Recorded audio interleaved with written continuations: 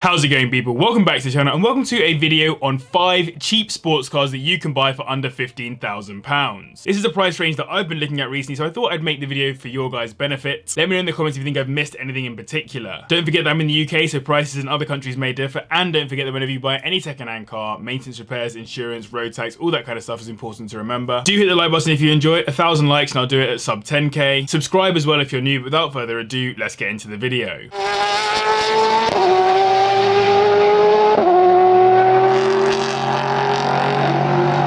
First up on the list, we have the Porsche Cayman 987 S, which has a 3.4 litre flat 6 engine, putting out 290 brake horsepower and managing 0 to 60 in 5.2 seconds. This is such a decent car for the money, and it's the kind of car that I reckon will be considered a modern classic in future. It's built on the same platform as the 987 Boxster, just with the fastback style roof attached, which increases the car's rigidity, though it also increases the weight. Though it was the second generation of Boxster, it was the first Cayman, and the idea behind it was that it would be a competitor to cars like the Z4 Coupe and TT Coupe, both of which obviously had roadster equivalents. When Porsche released the Cayman to the public in 2005, it suggested that many potential TT and Z4 customers jumped ship and went for the Cayman. It takes its styling from a few classic Porsches, including those new headlights that were more reminiscent of the Carrera GT, rather than the fried egg headlights on the 986. Outside of that, of course, it remains fundamentally a Porsche in formula, with its mid-engine and rear-wheel drive layout making for an exceptional driving experience. In S-Spec, the car also has a 6-speed box rather than a 5-speed one,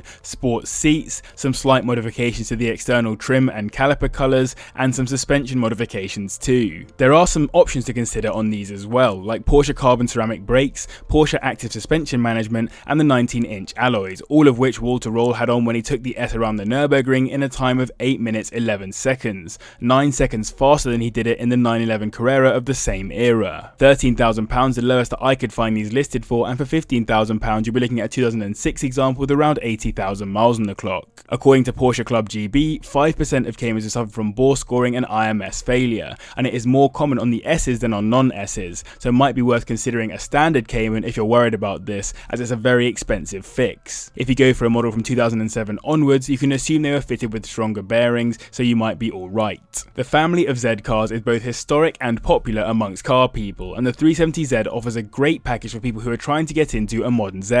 It has a 3.7 litre V6 engine making 326 brake horsepower, which gets it to 60 in 5.1 seconds. At the time of making this video, the new Z has just been announced, though it's currently only going to be in the US and Japanese markets, so currently those of us in Europe have to make do with the 370Z for a little longer. Despite it resembling the 350Z pretty significantly, it's actually a whole new design, with new engineering over its predecessor. It's both shorter and wider than the 350Z for better handling and more precise turn-in, and it also has a key focus on being lightweight, with many features built out of lighter materials. It's also more rigid than the 350Z and has a completely revised suspension setup, so the handling really does benefit. I mentioned it in a previous video, but I actually chased one of these around in my MX-5 a long time ago at a track day, and though it wasn't as quick as the MX-5 in corners, it definitely held its own, and with the right driver it can be an absolute weapon. Plus it was obviously much faster in a straight line. And it's not just about performance, it's decently kitted out with creature comforts, like the Bose speakers, xenon lights, and even a DVD player if you find the right spec. It's definitely older looking on the interior, but it hasn't aged particularly badly. What I think is going to make this car a modern classic is the fact that it may be the last naturally aspirated Z car,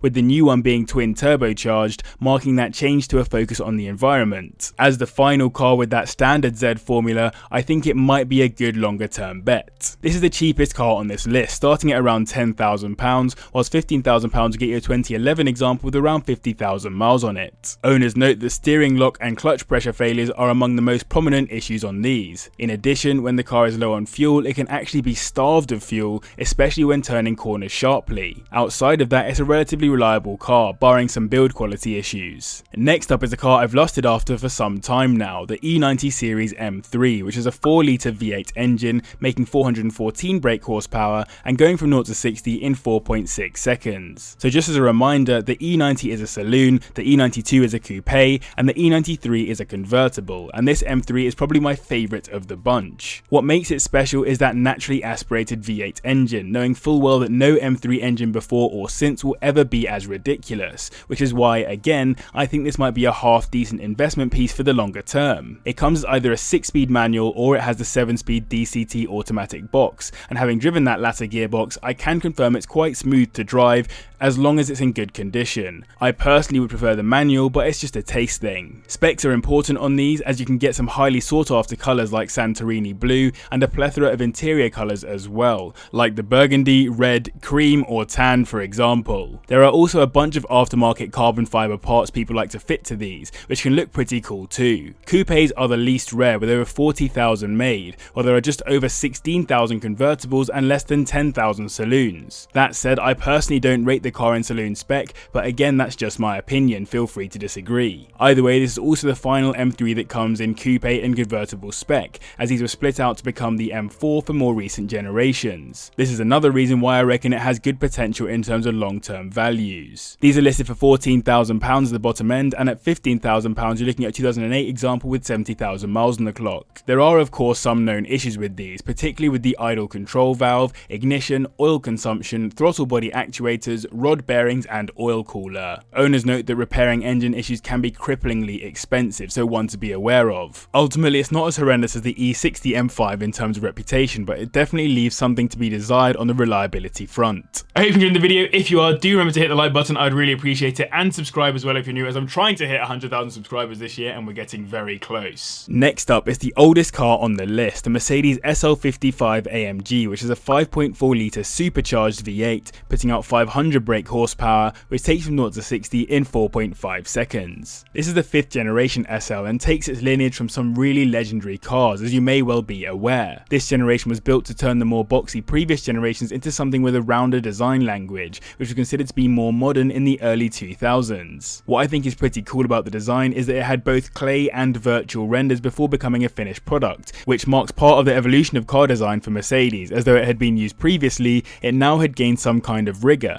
and set the scene for designing future Mercedes. The SL55 AMG came shortly after the standard car's release and was replaced by the SL63 later on in the car's life. It didn't feature too many external changes compared to the standard car though, as AMG designers felt it was already very pretty, so there are slight modifications to the bumpers, the quad exit exhausts and new 18-inch alloys, but outside of that it was pretty much the same. On release it was the fastest automatic car in the world until literally a year later when the SLR was released, and funnily enough, Jeremy Clarkson owned one of the first SL55s to hit the UK shores. Unrestricted, Mercedes claimed that it would do 208 miles per hour, which is pretty insane to think about, and there are a few examples of the car doing pretty nutty speeds on YouTube if you want to take a look. It's a hardtop convertible, which is always good in my opinion, particularly with our climate here in the UK, and though it's quite a heavy mechanism, 700 Nm of torque will certainly keep you motoring along. £14,000 the minimum that I could find these listed for, and for £15,000 you'll still be looking at a 2004 example with around 80,000 miles on it. As these are getting pretty old, the common problems are well documented. Supercharger coolers are known to leak, as is the general plumbing around the engine, which is prone to rust. But the key problem with these is the electrics, with traction control, by-wire throttle and a few other areas being particularly weak. The hydraulic pump for the suspension is also known to have issues. Taking the top spot on this list is the Audi TT-RS, which is a 2.5 litre turbocharged inline-5, putting out 335 brake horsepower, which takes from 0 to 60 in 4.2 seconds. An all-wheel drive, inline-5 engined, turbocharged Audi.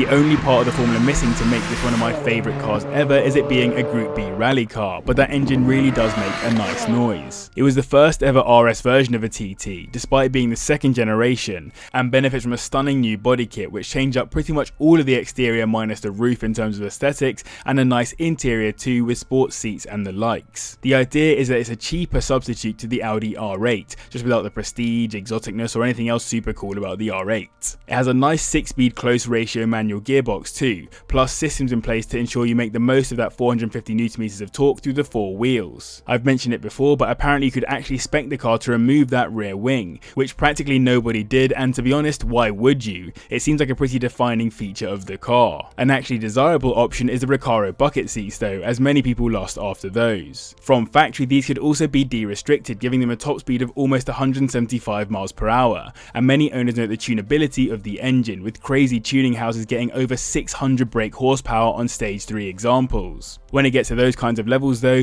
you'll be forking out a lot of cash, enough that you probably could have just bought an R8 instead and had done with it. These are listed for a minimum of around £14,000, whilst £15,000 you get a 2010 model with around 80,000 miles on the clock. Owners are very positive in general about the TTRS's reliability, with the only main issue I could find consistently being some synchro issues, where the gearbox has been ragged by someone who doesn't like to change gear properly. Outside of that, forums suggest the engine is incredibly strong, almost bulletproof, and the gearbox is also strong if we exclude the synchros. So I hope you enjoyed this video. Again, let me know in the comments if I missed any particular cars that you'd like to see on this list. Don't forget to like to see the video under £10,000. Massive thanks to the patrons as always for their continued support, and to you guys as well for watching. I will see you in the next one.